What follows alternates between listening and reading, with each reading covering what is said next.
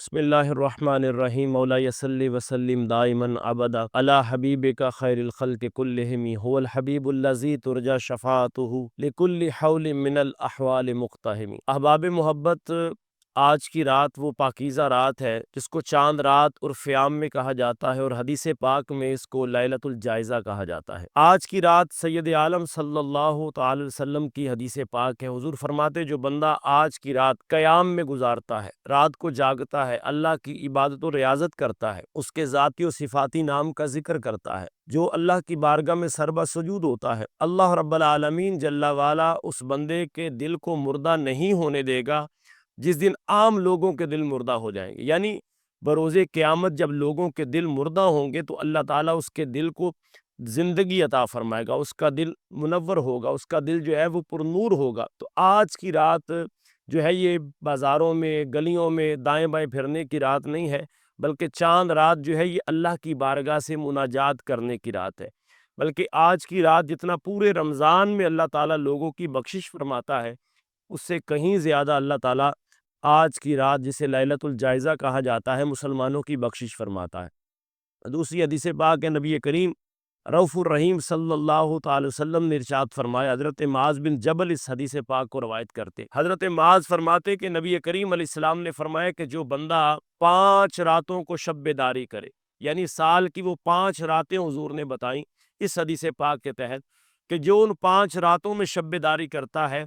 اللہ کی ذات پر واجب ہے کہ اللہ تعالیٰ اس کو جنت عطا فرماتا۔ پہلا حضور نے فرمایا ذی الحجہ کی 3 راتیں، 8 ذی الحج، 9 ذی الحج اور 10 ذی الحج۔ دوسرا حضور فرماتے ہیں، یعنی 3 راتیں وہ ہو گئی، اور چوتھی رات 15 شعبان کی رات جسے ہمیں شب برات کہتے ہیں، اور 5ویں رات فرماتے ہیں لیلۃ الجائزہ یعنی چاند رات۔ اس رات کو جو اللہ کی عبادت کرتا ہے، سربہ سجود ہوتا ہے، اس سے مناجات کرتا ہے،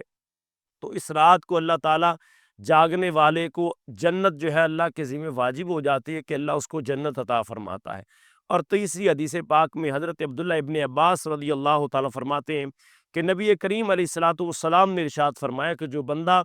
اس رات کو شب بیداری کرتا ہے، قیام اللیل کرتا ہے، اللہ کی بارگاہ میں سجدہ ریزیاں کرتا ہے، تو خلاق عظیم اپنے ملائکہ سے مشورہ کرتی ہے، حالانکہ وہ اللہ کی ذات مشورہ نہ بھی کرے، اسے حاجت نہیں ہے، لیکن اللہ اپنے ملائکہ سے مشورہ کرتا ہے، اور یہ تعلیم امت کے لیے ہے، معاشرے کی تعلیم کے لیے ہے کہ جب بھی کوئی کام کرنا ہو اپنے لوگوں سے، اپنے قربا سے مشورہ کرنا۔ اللہ تعالیٰ کی ذات ملائکہ سے پوچھتی ہے کہ اے میرے فرشتوں بتاؤ کیا حال ہو اس بندے کا کہ جس نے پوری اپنی مزدوری کی ہو، اب اس کو مزدوری کیا دینی چاہیے؟ تو خلاق عظیم کی بارگاہ میں ملائکہ عرض کرتے کہ مالک و مولا، فلاں بندے نے یعنی مسلمان نے، مومن نے 29 دن یا 30 دن تیری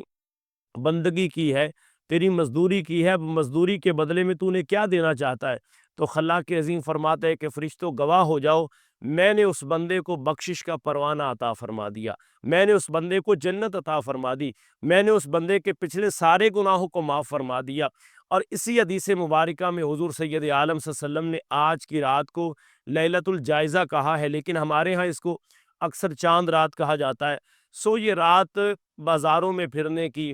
اور یہ رات کھیل کود میں بسر کرنے کی، یہ رات جناب والا گناہوں میں بسر کرنے کی نہیں ہے۔ یعنی عورتیں اس رات کو خاص اہتمام کریں عبادات کا، مرد اس رات کو خاص انتظامات کریں عبادات کا، عورتیں بازاروں میں چلی جائیں، غیر محرموں سے اگر وہ اپنے ہاتھ میں جو ہے وہ چوڑیاں ڈلوائیں گی یا مہندی لگوائیں گی تو حدیث پاک ہے، سید عالم صلی اللہ علیہ وسلم نے ارشاد فرمایا کہ تمہارے ہاتھ کو جو ہے وہ خاردار جھاڑیوں میں رکھ دیا جائے، یا تمہارے سر پر لوہے کے کیل ٹھوک دیے جائیں، یہ بہتر ہے نہ کہ تیرا ہاتھ کسی غیر محرم کے ہاتھ میں جائے۔ تو اپنے آپ کو محفوظ رکھنا، اپنے آپ کو گھروں میں رکھنا، عبادت کے لیے خاص رکھنا۔ نوجوان اسی طرح بازاروں میں پھرتے ہیں، اعتکاف والے معتکف حضرات بازاروں میں نہیں، آج کی رات خاص جسے لیلۃ الجائزہ چاند رات کہا جاتا ہے، یہ رات خاص عبادات کے لیے ہے، اور اللہ اس رات کو شب بیداری کرنے والے کے دل کو مردہ نہیں ہونے دیتا۔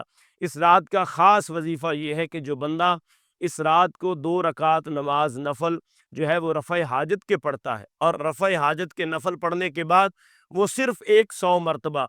یا تواب و یا کریم پڑھتا ہے، یا تواب و یا کریم، یا تواب و یا کریم کی ایک تسبیح پڑھتا ہے، پھر وہ اللہ کی بارگاہ میں اول و آخر درود پاک پڑھ کے مناجات کرتا ہے اور کہتا ہے مالک و مولا تو نے یہ ماہ رمضان مجھے عطا کیا، میں اس کی عبادت کا حق ادا نہ کر سکا، میں رات کو قیام نہ کر سکا، میں قرآن عظیم الشان کی تلاوت نہ کر سکا، میں عبادات نہ کر سکا، مالک میرے گناہوں کو معاف فرما۔ اب دیکھیے کہ اس رات شیطان آزاد ہوتا ہے، لیکن بڑی معذرت کے ساتھ میں اور آپ بازاروں میں کیا دیکھتے ہیں کہ لوگ اس طرح باہر آتے ہیں جیسے معاذ اللہ رمضان ختم ہوا ہے تو ان کی آزادی کا دن ہے۔ بھئی وہ رات تو شکرانے کی رات ہے کہ مالک تیرا کرم اور فضل ہوا کہ تو نے اتنا بابرکت، پروقار، پر نور مہینہ ہمیں عطا کیا اور آج ہم تیری بارگاہ میں سربہ سجود ہوتے ہیں۔ یہ وظائف پڑھنے کے بعد وہ بندہ پوری توجہ سے اللہ کی بارگاہ میں دعا کرے کہ مالک و مولا جس طرح تو نے ماہ رمضان پہ مجھ پہ کرم کیا، مجھے صحت دی، تندرستی دی، مجھے قیام اللیل کی توفیق دی، قرآن عظیم الشان کی تلاوت کی توفیق دی، مالک تیری بارگاہ میں دعا کرتا ہوں کہ آج کی رات کے توسل سے مجھے پورا سال اپنی عبادت کا ذوق و شوق عطا فرما۔ پھر تو ہم لیلۃ الجائزہ اللہ کی بارگاہ سے جزا یا عیدی لے سکے اور عیدی لینے کا حق ادا کیا۔ حضور سید عالم فرماتے ہیں کہ جب وہ ملائکہ اگلے دن صبح ہوتی ہے، یعنی اس رات کا فیضان اگلے دن صبح تک ہوتا ہے، اور جب لوگ عید پڑھنے کے لیے گھروں سے نکلتے ہیں تو فرشتے رستوں میں کھڑے ہو جاتے ہیں، چوکوں میں کھڑے ہو جاتے ہیں، چوراہوں میں کھڑے ہو جاتے ہیں اور ہر آنے جانے والے کو دیکھتے ہیں، اور جب بندہ عید کی نماز پڑھ کے لوٹتا ہے تو خلاق عظیم کی طرف سے یہ ندا آتی ہے، اور اس ندا کو سوائے انسان اور جن کے ساری مخلوق سنتی ہے، ملائکہ سنتے ہیں۔ وہ ندا کیا آتی ہے کہ اے میرے بندو میں تم سے راضی ہو گیا، تم مجھ سے راضی ہو گئے، تم خیریت کے ساتھ، برکت کے ساتھ، نفع کے ساتھ اللہ کی بارگاہ سے گھر کی طرف لوٹو، یعنی عیدگاہ سے گھر کی طرف لوٹو، اللہ تم سے راضی ہو گیا۔ وہ کتنا خوش قسمت آدمی ہوگا، وہ کتنا خوش بخت آدمی ہے کہ جس سے اللہ راضی ہو جاتا ہے۔ اور اللہ عید کا تحفہ اس بندے کو یہ دیتا ہے کہ اللہ یہ کہتا ہے اے میرے بندو، اے عباد الرحمن، اے میرے بندو۔ اس لفظ میں کتنی چاشنی ہے کہ اللہ اس مخلوق کو، مسلمانوں کو اپنے بندے کہہ کے کہتا ہے کہ اے میرے بندو میں تم سے راضی ہو گیا ہوں، تم مجھ سے راضی ہو جاؤ۔ تو گویا عید یا چاند رات یہ اللہ کے شکر ادا کرنے کی رات ہے، نہ کہ نافرمانی کی رات ہے، نہ کہ گناہوں کی رات ہے، اللہ کی بارگاہ میں سربہ سجود ہونے کی رات ہے۔ اللہ تعالیٰ اس رات کی برکتیں ہمیں وہ ساری عطا فرمائے جو سید عالم صلی اللہ علیہ وسلم نے مانگی ہیں، اور جو دعائیں حضور نے مانگی ہیں اللہ ہمارے حق میں بھی اس کو قبول فرمائے۔ وما توفیقی الا باللہ۔